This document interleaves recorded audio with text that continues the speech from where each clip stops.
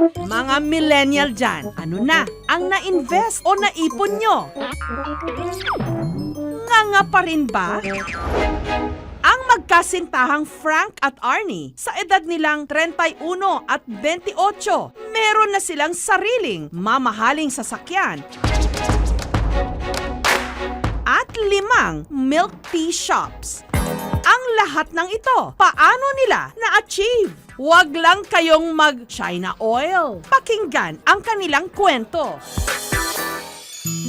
Taong 2008, nung nagkakilala sa kolehiyo sina Frank at Arnie, nagkaligawan at naging magkasintahan. Yun nga lang, bawal pa raw noon na magka-boyfriend si Arnie. Na-wrong send ako kay mama, yun, good morning, I love you, parang ganun. Tapos galit na siya. Kaya tawag ko si Frank. Sinabi ko sa kanya, klaro to, hindi ko pinapaligawan yung anak ko, stop what you are doing.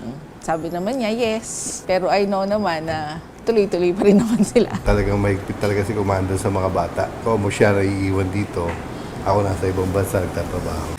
Ang dalawa, naging legal lang pagka-graduate. Bagamat lumaki sila pareho na may kaya ang kanilang mga pamilya, siniguro nila na paghihirapan nila ang mga kikitain nilang pera. Kaya tinutukan nila ang kani-kanilang mga career. Si Frank, alam nyo bang, naging production assistant at researcher dito sa GMA. Dahil sobrang mahal mo yung trabaho, that time hindi ko pa iniisip yung sweldo. Purely passion. Habang si Arnie naman, sumali sa talent reality show noong 2012. Pero nahirapan daw silang pagsabayin ang kanilang relasyon at trabaho. Sobrang hirap habang nasa loob siya ng Protégé. Isa rin yung sa pinakamasakit actually na nangyari na narinig ko na dininay niya ako sa mga naging interview sa kanya. Nakafocus kasi rin ako nun sa gusto kong maging artista. Kung relationship or pag-artista, nandun ako sa pag-artista. Alam niya naman yun at naipaliwanag ko naman sa kanya. Habang inaabot ni Arnie ang kanyang pangarap, si Frank nag-resign, muling nag-aral at naging freelance photographer. Focus ka lang sa pag-build ng sarili mo kahit na bumalik ka uli sa zero. Tuloy mo lang yung buhay mo kasi hindi lang naman si Arnie yung buhay mo eh. Pero hindi naging madali ang muling pagsisimula kay Frank. I started lang sa pag-cover ng mga maliliit na events, yung mga kiddie parties, mga binyag, mga civil wedding. So, 1,500 per shoot. Yun lang naman yung kaya ko eh. Yun lang naman yung portfolio ko. Unti-unti ko lang din tsinaga. Thank you, Arnie, and goodbye. Si Arnie naman, hindi man nagwagi sa reality show. Nakapasok pa rin sa showbiz. Hindi ka lang pala kulang sa ganda. Pati brain cells mo, kulang-kulang na rin. Pero dahil naging abala siya sa kanyang career, si Frank natukso. Kinuha ko ng photographer na isang artista. Nagkaroon kami ng something. Nakahanap ako ng comfort from someone eh. Isang makakausap ko lagi. Ang malala, after a year ko pa nalaman, sabi ko, bakit hindi ko to nalaman? Bakit ngayon ko lang nalaman? Eh nung nalaman ko, tapos na lahat. Kapag natukso ang iyong jowa, babalikan mo pa ba? Yun talaga yung weakness ko sa relationship namin. Once na may girl na involved, kahit gaano tayo katagal, kaya ko siyang hiwalayan. Sobrang sising-sisi ako noon. Since then, nag-promise ako sa kanya na hindi ko na yun gagawin. Hindi ko na kayang masaktan ka ulit. Gumaganda ang paligid. Na-realize niya daw na mahal niya ako. Hindi naman siya nakikipag-break talaga, di siya pumapayag. Hanggang naging okay na kami.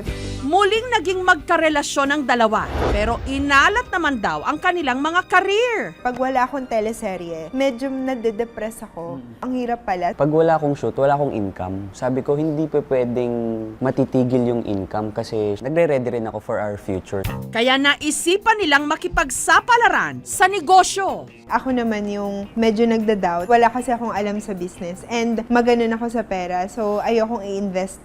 Ang naisip nilang business, milk tea, 50-50 sa puhunan ang lovebirds. Itinaya nila rito ang kanilang life savings.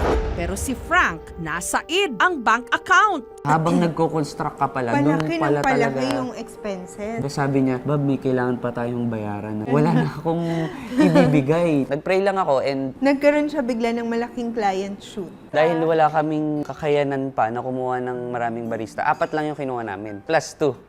Kasi minsan siya nagkaka-share, ako namamalengke, ako naghuhugas, nagtitimpla din ako, nagsaserve din ako.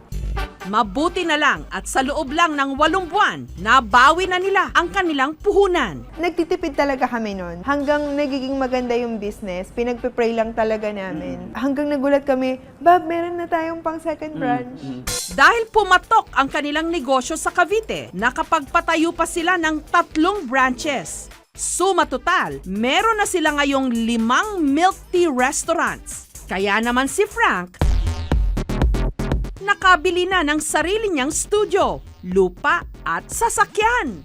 Ibinahagi ni Frank sa kanyang Facebook post ang kanilang mga pagsubok at tagumpay at ito'y nag-viral. Maraming millennials na inspire.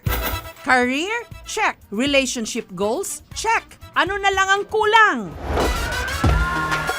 Nitong Lunes, sa isang dance concert kung saan nag-perform si Arnie,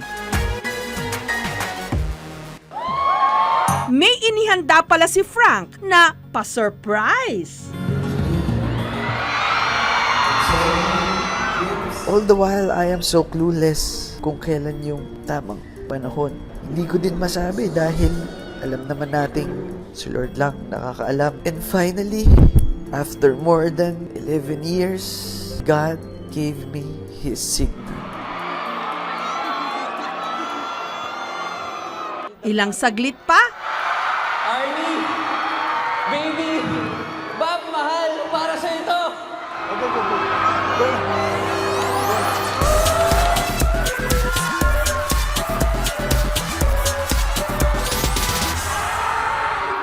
I love you so much. I love you so much. This is for you. Para sa ito. Para sa ito. maya-maya pa.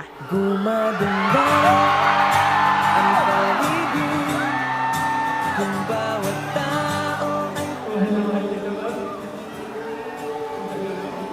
bawi ang bigatin. Babies, will you marry me?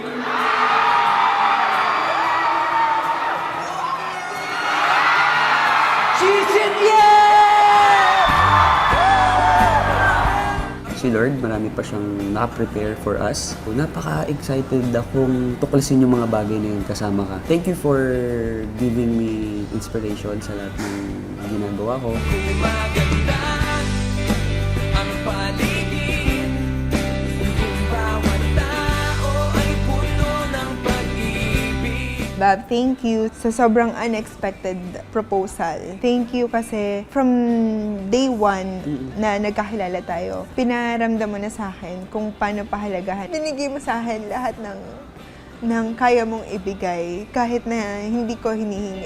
Isang mundong puno ng pag-ibig. Sa panahon ngayon, sa negosyo, career man o love life, huwag maging marupok. Dapat wais. Thank you for watching, mga kapuso. Kung nagustuhan niyo po ang videong ito, subscribe na sa GMA Public Affairs YouTube channel. And don't forget to hit the bell button for our latest updates.